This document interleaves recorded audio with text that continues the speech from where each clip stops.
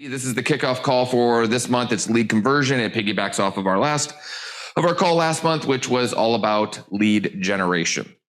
Who can tell me, I don't want to say it that way. First off, I don't want to get too much into the weeds because that's going to be our next 3 weeks. But lead conversion, right, is obviously the work to the lead generation, which is the fun. Okay. Who in here feels like they're good at lead generation, especially after last month? We talked about it. Who in here feels like they're good at lead generation? Okay, not very many. We've got Owen and Cody. Cody's a little shaky. That wasn't confident, right? Cody. Cody was kind of like, I guess, maybe. Then he saw nobody else raise his hand, so he's like, crap, maybe I'm not. I like that Cody just takes his cue from everybody else. Way to be independent, Cody. All right, so Cody's like, I'm never raising my hand for anything ever again. So, right? So then, who in here, let me change it. Who in here, if I gave them a week, thinks they could go out and generate 100 leads? I'm good with swiping my card. Okay, yeah, good. Ford has it 100% right. But as we know, see, Michelle's like, yeah, Ford's got the card. When Ford swipes it, I get credit too, right? But we know, and I want to make sure that this is not lost on everybody because we're going to get into this a little bit today, is lead generation is a big funnel, right? And too many times, if I say, give me an example, John, whoops, they're moving on me. John Walker, give me an example of lead generation.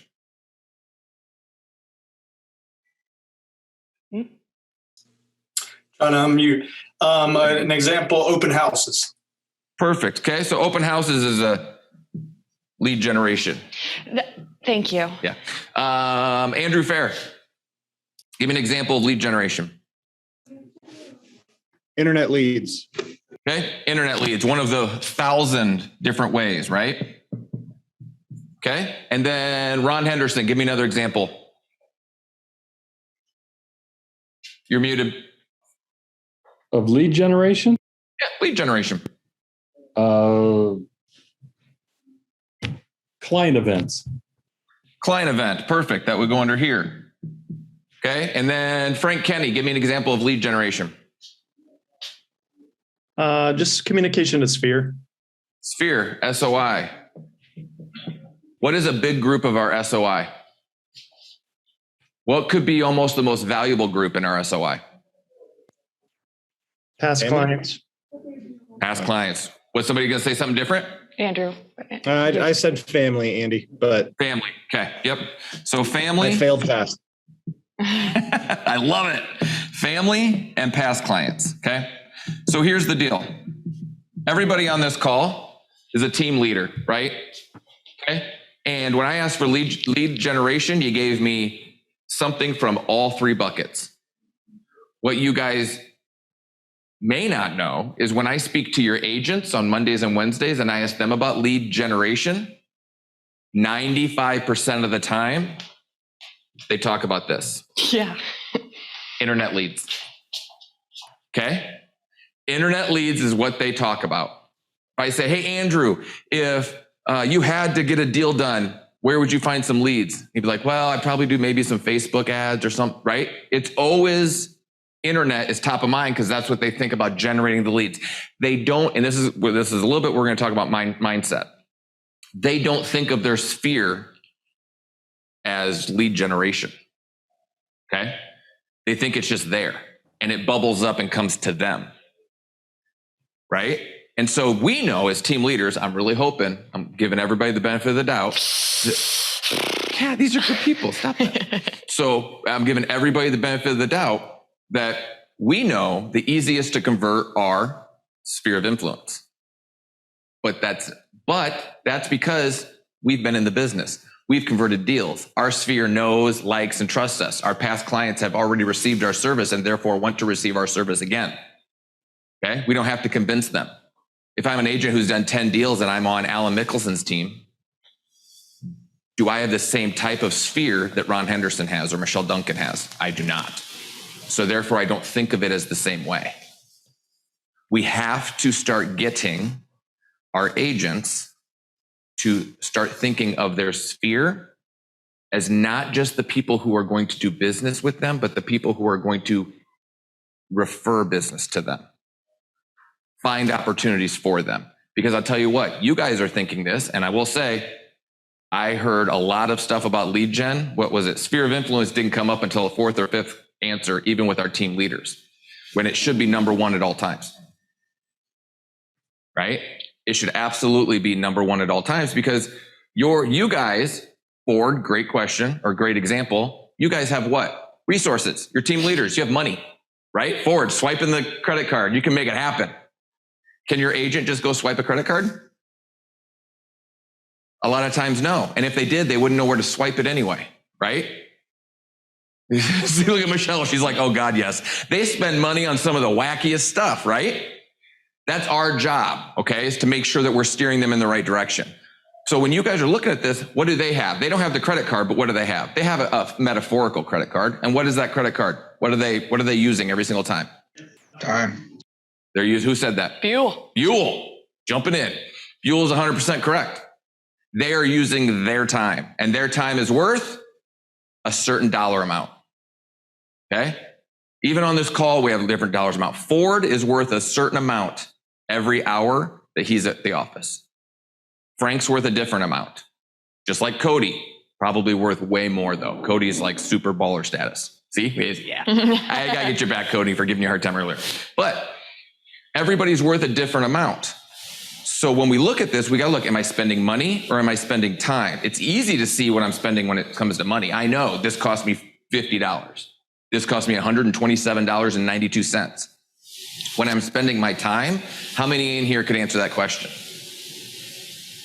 Right? We are way too likely to spend our time poorly than we are even our money. Does this make sense?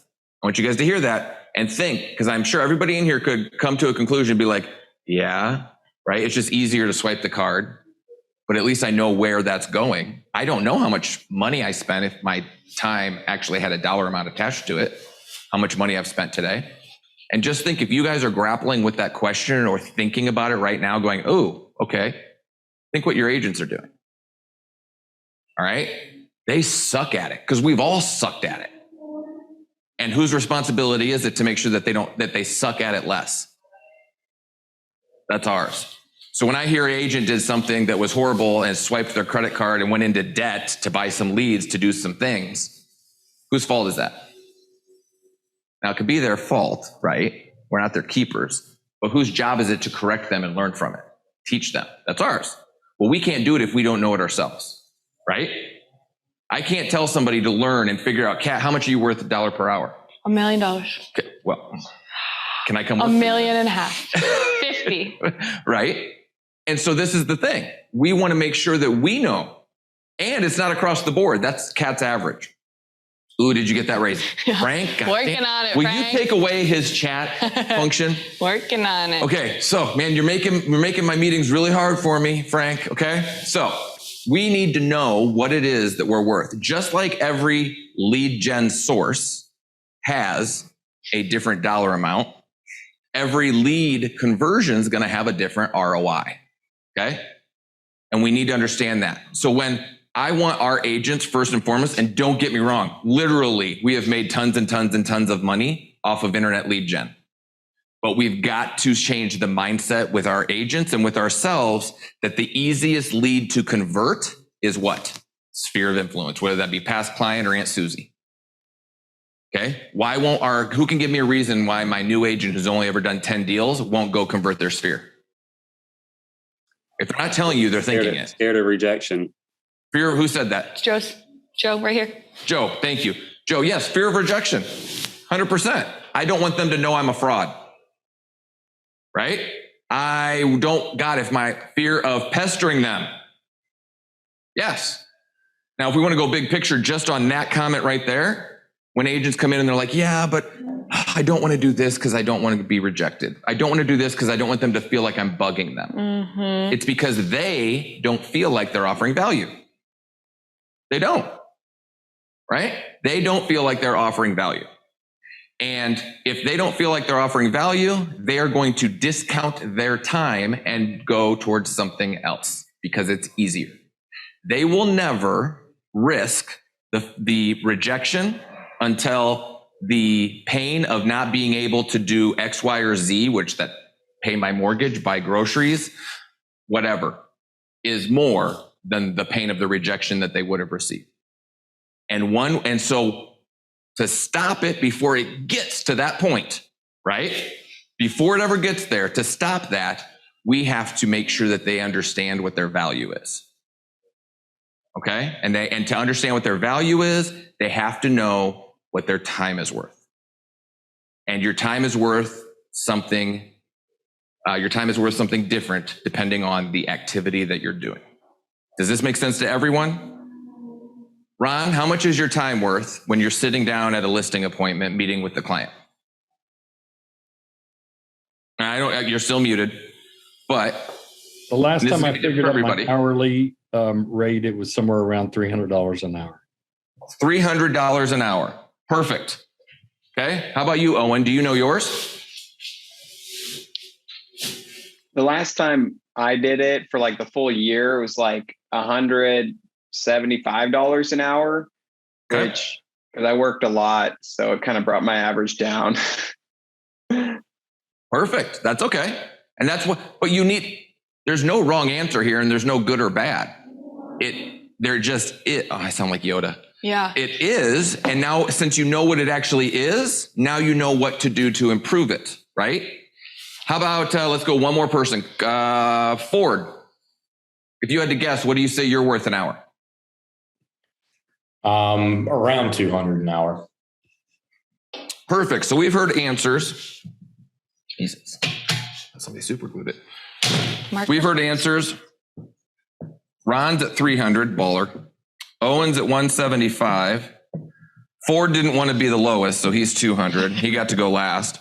Something tells me if I asked the next person, they'd say 225. But, right? And it is what it is. I don't care what your number is. Your number could be 40. But this is our average across all of our time. Within, who said 300? Ron. Within Ron's $300 an hour, there's stuff that Ron does that's probably worth 40. There's also stuff that Ron does that's worth 700. Right? And it averages out to 3. But just doing the exercise lets Ron know what's my $40 an hour stuff and what's my 700. Then Ron gets to decide, what am I getting rid of? And then what am I replacing it with? It's 2 steps. If you only do one, it's a net negative. Go ahead, Ron. You just unmuted. Well, I'm actually in the negative when I take my wife shopping somewhere. Just so. But are you? Well, she doesn't Are understand. you? But she doesn't agree with the math, but it's still a fact. I'm just saying. Yeah, but it's quality time, Ron. That's it right there. That's Yeah. what I'm talking about.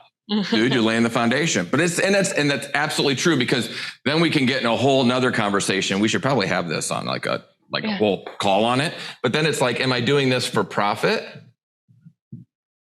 For the monetary profit? Or am I doing it for the intrinsic profit? You say you're negative because you lost monetary profit by going shopping with your wife.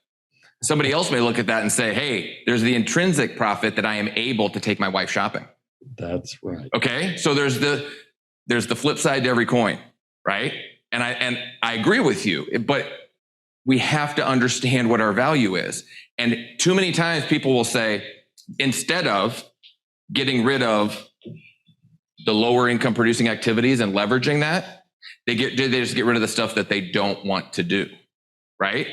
Well, guess what? That new agent of yours doesn't want to call their sphere, even though that's probably their highest income producing activity. But they don't understand the concept unless we're doing this with them. Does that make sense? Everybody needs to turn around and make sure that we're doing this with them so that they know what to get rid of, so that then they know what to replace it with. So if I just say, man, I'm averaging $300 an hour, and $40 an hour of my time, one of my duties is to make widgets. And then I hire Kat. Kat makes widgets for me. Way better than I could ever make widgets. I'm a widget pro. Dude, you're killing it. So Kat makes these widgets now, and I just saved myself, right? But what did I replace with that 10 hours a week now that Kat makes widgets for me? Did I do nothing? Did I replace it with a $20 an hour job? Or did I replace it with a $1,000 an hour activity? What did I replace it with? And that is what we need to understand going forward. Just like I could ask everybody in here, what's your ROI on internet leads from Facebook, Joe? Joe will be like, boom, 4X. I know it because we just did an entire training last week. Was it last week? Was internet lead gen? Yeah. We know all of our X's. Zillow is a 2.5 ROI, right? And Google Ads, pay-per-click are a 5X return, right? We know all of these. Why don't we know that on all of our activities, which make up much more of our time, especially as team leaders? You guys aren't out here doing the internet leads. You're not converting them. Your agents are, right? Why aren't you guys doing the exact ROI with your activities on a daily basis? And I don't say that to be like, why aren't you? It's why aren't we? Why aren't we all doing this? And if you look back to what you did on a weekly basis, Ron, last year at this time to this year, it's probably different. Have you increased your ROI based on your hour, or has it lessened? We should all be able to do this on a monthly basis, right? Know exactly, hey, if I go do this, I know that I'm worth that. Because guess what it'll help you do? It'll help you make decisions on how to spend your time. Okay? Too many times we're just willing to say, yep, sounds good. And as long as I keep getting checks, Don't it matter. was awesome, right? It's like lead gen sources, since we'll go back to internet lead because that's how everybody's programmed to understand it. Zillow, positive ROI. Facebook, positive ROI. They're all positive. It's which one's the most positive. Just like we taught you guys to understand which one's going to give me the best ROI based on lead gen source. Well, let's do the same thing with our activities, right? Then the next step will be, great. Now, how are we going to spend our time and be intentional about converting those opportunities? Right now, we're just talking about which activity should I deploy my capital time to? Then we talk about, great, now that I can be intentional about it, imagine what my conversion rate would be if I do that. Does that make sense to everybody? I want you guys to understand, it's got to start at the top, guys. If we don't understand it, we're no better than any other person who stands up there and says, you know what, I read this book and now I'm going to teach you guys how to do it. Okay? We have to be able to do it ourselves and then teach our agents how to do it. Okay? We are, what is it? Stewards of their time? Shepherds. What is it? I don't know. Sherpas. Yes. Sherpas was the one I was going for. Really? Yeah. Okay. Who wouldn't want a time management Sherpa? That sounds whatever. We got something here, Franks. Have you heard of Regentology for generating Yeah. Yes. Who is that? Frank. We're not the Q&A, Frank, but hey, it's your world, man. Let's jump into it. What do we got for any good? I love it. Frank's like, yeah, I'm past the mindset talk that he's doing. I would like to talk about internet leads again. No. You were talking about, all this lead conversion and generation. And so I just thought that's related. It is related. I love that I just Yeah. talked about time, mindset, and how our sphere of influence should be the most important. And Frank's like, yeah, that all sounds amazing. Can you tell me about this internet lead gen place? I love you, Frank. Hey, Frank, never change, because here's the deal. If Frank's thinking it, 8 other people, I'm looking at you, Owen and Corey, are thinking it as well. And now nobody's going to be able to move on until we answer this question about Regentology. Well, but anyway, so- how's the weather there in Omaha? Hey, it was 80 degrees yesterday, so I don't want to hear it, Frank. Dude, it was. Never mind. We're not going to Everyone pulled out their flip-flops, and it was Dude, bad. we were middle-aged guying it out. We had cargo shorts on with flip-flops. Okay, stop Sometimes talking. some Stop socks talking. Stop might talking. happen. She's just like, don't let people know you do that, Andy. Okay, so here, Regentology, yes. For seller leads, who can guess my answer on seller leads? We'll send a gift card of how much? It's like it's team $50. leaders. Chris is raising his hand. Chris? Hang on. Well, you're not just going to get away with it's a no, but Chris, where's Chris? I don't know. Everybody keeps moving on me. Chris Holloway. Chris Holloway. There you are. Freeport. Okay. Chris, unmute yourself. And you don't get, now everybody's just giving us the weather. It was 80 degrees and sunny here too, so I don't want to hear it anymore. Oh, 77. That's adorable, Michelle. Yeah. Okay. So, sounds cold compared to ours. Chris, unmute yourself. There you are. Perfect. Chris, tell me why I'm a no on the Regentology seller leads. Well, the best seller lead is a buyer lead that is moving up or moving down. right? Why? They need to sell their house to be able to You said the buy key into word. what you're promoting. You said the keyword need. They're motivated. Yeah. Right? Absolutely. So yes. But the problem is that a lot of, if I have sold a house multiple times, and am I more or less likely to hop on the internet to find my agent? Less. Right? So typically, most of our internet leads are going to be what we would call early buyers, right? They've only done it maybe once or not at all. Okay. So we have a higher opportunity for our agents to convert them into buyers, but they don't always have a house to sell. But Chris is 100% right. So who is our best pool of people to receive seller leads from? It would be our there it is, Owen. SOI. And not just our SOI, but what category of SOI? Past clients. Boom, because we know they have a house to sell. We helped them buy it. Right? And guess who they know and live next to? Somebody else? People who own houses too. What? I know, right? So here's the deal. Chris is 100% correct. So go ahead and give Chris has to answer one more part of this question. Why are internet leads? He was like, he could just smell the Amazon Gift card. right? And I was like, oh, hold on. Chris, why are seller leads a challenge to generate, especially online, which our friends at Regentology, I'm sure, do very well? What makes them difficult? A lot of times they're just curious. They just want the value that from your ad promoting the home value ad. They're just curious, and then they're going to pick a price and put it up for sale by owner. Yeah. Okay, so the first part I totally agree with. Second part, that's a whole other conversation, right? Yeah. For sale by owner, then value add, all that stuff. But yes, Andrew just bought his house last year. Okay, in this scenario you did, Andrew, congratulations. Michelle helped him buy it, right? Andrew sees online, oh my gosh, I would love to know what my house is worth. Are you kidding me? Fills out all his information and says, yeah, my house, oh my God, I'm such a baller. I make great financial decisions. He's not giving Michelle any of the credit, but he's such a baller, makes these amazing financial decisions. His house has raised up $125,000 in value. That's great. Does that have anything to do with his motivation or wanting to move? Absolutely not. But he shows up in, where is he at? He shows up in Frank Kenny's inbox because he filled out a home valuation tool, right? Now, that's the problem with seller leads. Okay. Now then the next thing is they're going to say, but wait. We use AI.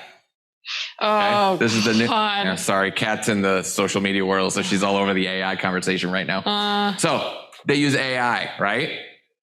What I want you guys to understand is, and Kat, you can correct me if I'm wrong, there are two different types of AI. Okay. There's linear AI, and then there would be fluid. Would that be a better way to say it? Can you, we're geo searching. Yes, Frank. Who can tell me the difference between linear AI and fluid AI? Because these are what these guys are using. So you should know, right? Where am I spending my money and how are they getting this? Who can tell me the difference and give me an example? We do another gift card? Okay. So Chris, you are getting it because you $50 by Amazon. $50 to Chris for Amazon, right? Just made your day. So you can be worth $250 next time you do something because that extra 50, the kicker. Who can tell me the difference? Because this is important, guys. This is going to be coming up more and more and more. And I want you guys to understand what it is people are offering you.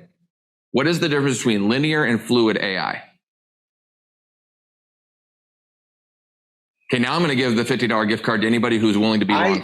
I think that the reason linear to me sounds like it's a straight line. And so it's like, if yes, then this, if no, then that.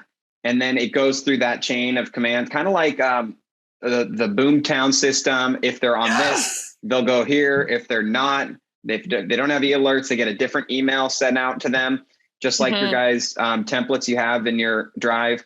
And whereas fluid to me sounds like it's more like, hey, I'm a smart robot and I can kind of like personalize my responses to your conversation. So I got a call the other day from like someone trying to sell me Facebook ads and promotions and their scripts were flawless. I was like, wow, this guy's super good. I started throwing out some objections and he was like really good. But then like eventually he had already explained how the product worked, and he went back and started re-explaining it to me. And then I realized, I was like, this is like a robot. Like, this is some sort of AI that's like really programmed well to respond to all of my objections. So I think that's like a fluid example of AI. So here's the example, right, that I want you to understand, and we'll just do, because who does an amazing job? The gift place where they're getting the gift cards. The place where you're getting the gift card, right? They're actually feeding us the gift cards to hand out to you guys, so we can get you to do this. No, so CRM is linear. Absolutely, he's right. You register on my website. Oh, you might be ready to buy a house, right? That's linear. And then you came back and opened my email and you favorited a house, right? These are all very linear, okay? There's only one event that's happening that's telling me yes. You opened an email, yes. You looked at a house, yes. You favorited it. You calculated a mortgage, right? It's very straight down, and it's in one industry or one topic, okay? Over here, Amazon is what we're going to call fluid. Now, how do I know if Kat's ready to buy a house? Because I know that 72% of people, once they reach an income of X, right, will now be ready to buy a home. People who also reach an income of X and do it when they're in the age ranges of 27 to 29, bump that 72% up to an 81%. Those who do not have a car payment, right, but also live in an apartment where the rent is between $1,000 and $1,500 a month, bump that up from 81 to 87%, right? Is this making sense? It's taking multiple factors.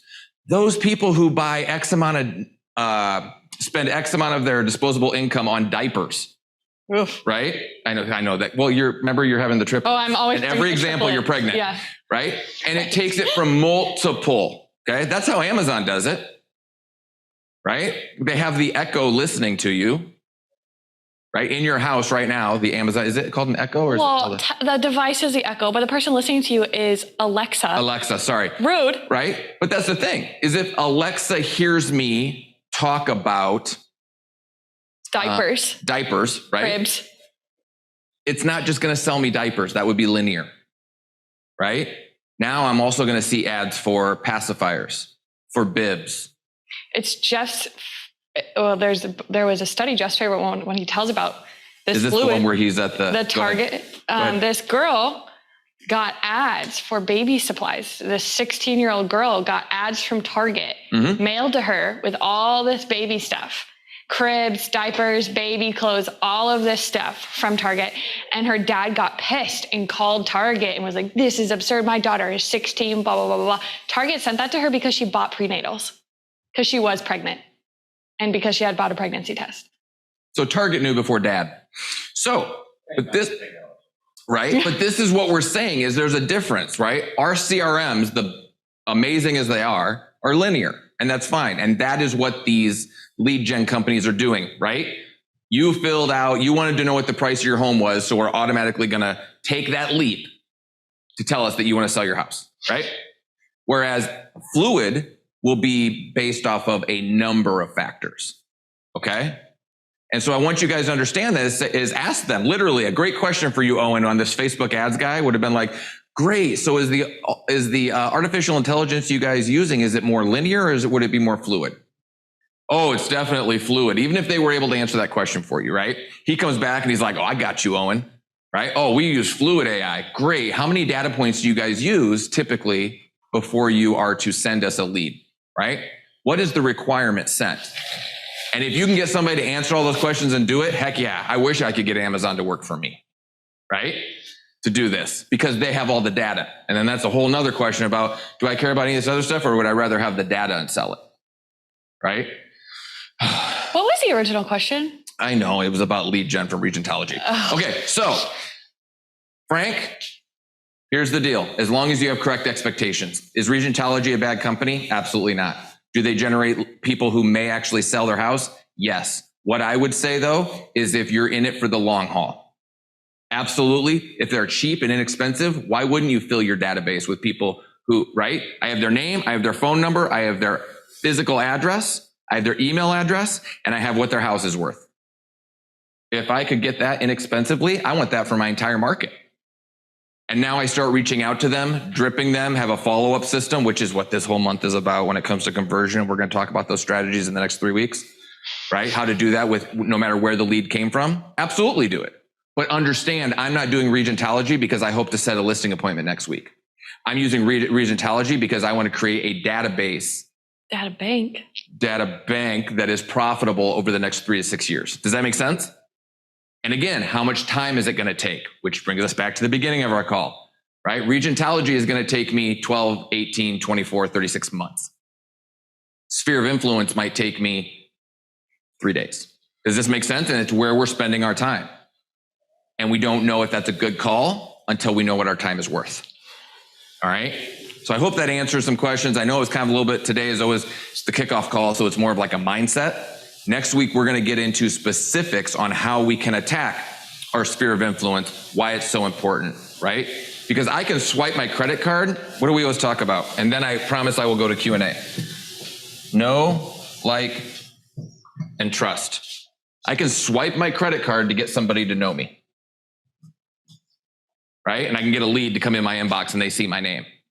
I can absolutely do that to get someone to know me. To like me, now I have to spend my time.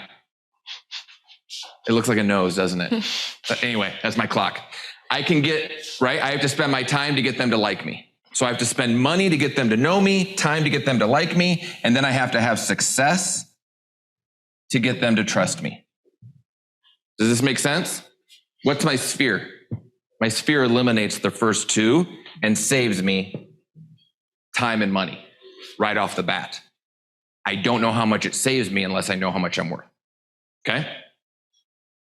So that's the same for everybody on this call. It just saves everybody something different. And now we have to understand that, be able to calculate it so we can teach our agents that. Okay? And then I try and do that with them on a monthly basis so that when you bring this conversation with them, they don't look at you sideways. Right? And they're like, oh, I think I understand what Ron's trying to do, right? Because Andy was talking about the same thing, just at a much lower level. Okay, perfect. Questions. I will go to Q&A. Somebody says, Frank says $200 to start and then $25 per closing. 25%. Oh, 25% per closing. Inexpensive. Hey, where is Frank? Frank, I will just download an entire market and send them all to you. And yes, I will take a 24% referral. Yeah. And I won't even charge you the $200. That's great. I'm happy to pay you the $200. So go ahead and do that. When are you starting? When we're starting? Kat? Ron had his hand up. I'm going to leverage it right away. Oh, Kat, could you get those names and numbers over to Frank? I got 9 million other things to do. You do have 9 million. That's not worth your time. But okay. That's one of the things I did want to ask you about on the questions today is, the town that I live in, there's less than 300,000 people, right? We're part of LA, but where I really want to focus where I live, grew up, and do most of my business is in a town that's relatively small. But my question is, and probably a lot of other people would have this too, is how do I just take over and own the city? How big's your city? Like I said, it's under 300,000, but 250, 275,000 people. And what does takeover mean to you? Like I have a majority of the business. Over 50%? Well, it doesn't necessarily have to be 50, but it's more than everybody else. You know what I mean? But 50 would be wonderful. 50, of course. Who in here would take 50% of their market? Raise your hand. Yeah. Okay, there we go. Yes, of course. 10% would be like pumping numbers. You know what I mean? Okay, so here's the deal. I appreciate y'all. Got around later, Joe. Love you. So here's the deal, though. We have to understand what our words mean. First of all, because you said things like takeover, majority. What is that? And we went from 51 to 30 to 10%. We have to know what it is, our goal, and what we're trying to accomplish and what it means to us. Because if I ask you that, Frank, and that's not wrong. None of what you said is wrong. But if I ask Corey, that's a very different question. If I talk to Renee Mueller in Columbus, Nebraska, a town of 30,000? Yeah, who has 85%. 30,000, she has 82% of the market, right? So it's a different question to different people. So we need to know what is it that you need or want, and what does majority or takeover mean to you? That you have to find that out. So if you say 10% of the deals in in local LA satellite city. Well, how many deals is that? Let's break it down. Let's actually do this as an example. How many deals are in your area, the city that you want to dominate? Good question. I don't know. Okay, so, but do you see what I'm saying? It's great. Let's do it, but let's be intentional about what we're actually doing. Yeah, got it. Find out that number. And so that's what I would love for next week on this call. Frank comes and tells us how many transactions are there, right, in that city, how many are buy side, how many are list side, and what 10% of that would be. All right. Okay. Everybody should know that in their market. What's that? Everybody should know Everybody that. should be knowing this in their market, right? Find out exactly what that is, how many buy sides, how many list sides, what the GCI would be bringing in, how many agents would I need if my agents on average work 20 units a year, how many agents am I going to need? All of that. Let's do that, Frank, next week, if you would be willing to do that and have those numbers for us. Yeah. And then if you want to, you can absolutely schedule a 15-minute call with me and we can do it together so that, right? I'd love to do that. You schedule a call before or after next week's? Before, so we can go over the numbers together and make sure that we're all both on the same page. Okay. And I'll hop in front of my computer and we'll do it together. Right. And then, so then everybody on here is like, yeah, I'd love to do that too, can see what type of information you've been able to gather and how much easier it makes it. Because if everybody wants to dominate, nobody's going to say no to that. Right. But we have to figure out, well, what does that actually mean? Mm-hmm. It's the same thing when we have an agent come in and say, oh my God, I want to sell 50 houses this year. Then we show them what that actually looks like. And they're like, nope, sorry, I don't want to sell 50 houses this year. I'd rather sell 22. Okay. Because they don't know what's involved, well, how much time they're going to have to spend, how much money they may have to spend, what type of training they're going to have to do. Right. They don't know all those things. And we got to know all those things first before we decide if that's what we want. And then, does getting 10% of your local area, Frank, does that get you to the profit/intrinsic value that you want to have? And if it does, great. But maybe you need 15%. Maybe you only need 4%, right? We don't know what that is. I tell you what, Omaha's Elite Real Estate Group, when we were just a team at Berkshire Hathaway, we only did 4% of all the deals in our city. And that helped Jeff reach almost all of his monetary goals. Right? So a lot of times we just throw out arbitrary numbers and then we lead ourselves to failure. So I want to be super intentional about it. And I love the fact that you're willing to do that. So I'm excited. I'll wait to see where you hop on my calendar so we can get that done. All right? Hop on your calendar. Through the website. No. Okay. ERS, schedule a strategy call. Yeah. But only Frank, nobody else. You don't get to do that unless you're willing to put all the numbers together. No, just joking. Yeah, absolutely. Just so you guys, those of you who don't know, if you guys ever want to schedule a 15-minute call to hammer out something and you're having a pain point about whatever, right? Go ahead and hop on the website and just schedule a strategy call. I just went through and opened up more time. 4 extra hours on Thursdays just to receive these calls because we were having people reach out and saying that my time was always full. So go ahead and hop on there and schedule a call. Okay, great question. Thank you, Frank. Now, Ron, I think you had your hand up and you were going to either ask something or tell something. Yeah, so it occurred to me this last year because I've been trying to triple down on hiring agents for the team that really my best dollar productive activity is hiring, is interviewing, calling, hiring agents because I'm leveraging that time on a longer term basis. So when we talk about lead generation, how much does an agent make you in a year? Well, when you talk about lead generation, I mean, that really should be a part of it. That is on my schedule anyway. So, Yep. I love that.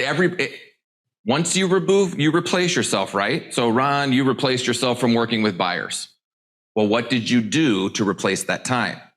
Lead gen when it comes to recruiting, right?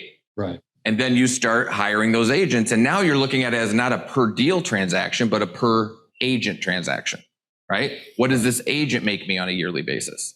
So my time is worth X when I'm hiring these agents. Right. And I love it because I'm seeing all of you guys do this is Jeff would usually hand something off to me and then replace it with the next thing. Well, guess what? Then I was taking that thing, continuing it, handing it off to the next person so that I could go do the thing that Jeff was doing. And Jeff could replace that with me, right? And we just kept doing. I was one step behind the rung every single time because Jeff always made sure, great, I know Andy can handle this. Now I'm going to go try and figure out the thing that's worth $1,000 an hour instead of $500 and let Andy do the $500 an hour thing. And then Jeff finds something that's worth $2,000 an hour, right? It started from deals buyers to listings to agents to people, right? To replace those. And now it's brokerage. Now it's market. And Jeff's goal is to partner with people in the top 2 cities in every state in the country, right? And then what will be the next thing? And so we've always got to be thinking I don't know. like that. I'm not ready for that. I hope he just stays where he's at for a while, right? But that's the thing. That's the thinking, is if Jeff's time, it's never, oh, I'm going to stop doing this so I can sit at my hot tub. It's, I'm going to stop doing this so that I can do X. And X is always has a $1 per hour value that's higher than what he's releasing. So, and recruiting is absolutely the logical next step. It's how you control. But do you notice that every time you move a step up in value, the micro control you have over it lessens, right? It's a much bigger, you can't like just go make it happen. It has to start working without you. Let it go. I'm going to draw the line. Let it go. I'm going to draw the line. The okay plateau. The okay plateau. Okay, you guys ready real quick? Can you see this? Okay, here's you. Okay, that's everybody on the call. This is where we want to be, right? Bald with hair. All right, so this is where we're headed, okay? I love how only some of the dudes laughed at that one. Yeah. They're like, oh, I get it, dude, struggle's real. Okay, so not So Andrew, personally though. attacked. I love it. Okay, I can do all the bald jokes, right? Because I'm there. Okay, so what it is this is us. I'm amazing, and then I run into the okay plateau where everything's comfortable, right? I have the 10 agents to create my team. I've taken them off and now they're working buyers and I'm just good where I'm at. How many times do you guys recruit somebody and they're like, no, I'm happy where I'm at? Who has not heard, it'd be easier to say this. Who has not heard that response from somebody? I like where I'm at. I'm happy where I'm at. Because it's what? It's good where I'm at. It's okay. They're comfortable. They have reached the okay plateau. They're happy where they're at. People on this call are not happy at the okay plateau, right? You don't want to work a job. You want to own a business. There's a difference. But to own a business, what does a business mean? You have to work on it and it has to be able to run without you there. So everybody on this call is able to get to here. How do you get through this though? You create systems and strategies by leveraging with people who are worth it, right? Which is what Kat and I are to Jeff. He leveraged it with people who could do the job. Otherwise, you're never going to break through the plateau. It has to succeed without you. Everything you create has to be able to succeed without you. So Ron, eventually you're going to recruit people. You're doing it right now. You're going to recruit people to your team. That is your best income producing activity. What you have to, hopefully, if you want to move on to the next thing, create is a system that allows you to recruit so that you can put somebody into that role and they will still have success without you. Okay. That's people who create scripts, right? If you want to break it down as to something that your agents will be able to relate to we have an agent here. You guys saw him. Oh, some of you, Jack, on Wednesday, he filled in and did the dialogue training for us, right? I could just text Jack a name and phone number and say potential seller or potential buyer. And I can, thank you, Mary Beth, and I can know that Jack's going to call that person and have success. But what happens if I don't have Jack anymore? I need to have scripts, strategies, right? Things in place so that it works if I don't have Jack. That's the exact same thing that you guys have to do. If it's always about the person in the role, then I never break through the okay plateau. If it only works because of Ford, then they're never going to break through because Ford can't go on and do the next thing that's going to get them through. Does that make sense? It has to be able to work without you. Okay? That's why we made a lot of mistakes early on. Internet lead generation was really good because I was really good at it. And then I had to realize that when I hand off a lead to somebody else, they're not me. Just like I'm not Jeff, right? So Jeff figures out I can do these things, but they won't be successful unless it's Jeff doing them. So he had to switch it from Jeff being the focal point to the system, strategy, and process being the focal point. Otherwise, you're always going to have to be where you're at. And how many of you always want to be doing exactly what you're doing right now? Well, they always want to be on a call with us. Well, besides that, well, because you're Duh. here. But besides that, right? But the problem is we're too busy doing it instead of creating an escape route to where a system, strategy, or process can alleviate it so that it doesn't have to be us. Otherwise, it's always going to be us. Okay? It's always going to be us. And that's okay. There's nothing wrong with that, right? That is absolutely okay to be there. But you have to make sure that okay aligns with what your goals are. And if it does, perfect. But if your goal is to be up here and then hit this one and go up here, this is not okay anymore. So you have to create you can't find the person to replace you. You have to find the system and strategy and process to replace you. Because guess what happens? If you find the person who's able to replace you, that person's going to run into the same problem you have right now. They are going to want to do more. And unless you keep having to find the people to do it, you're going to be weighed down and tied down and unable to grow. You have to create system strategies and processes for every single thing you do.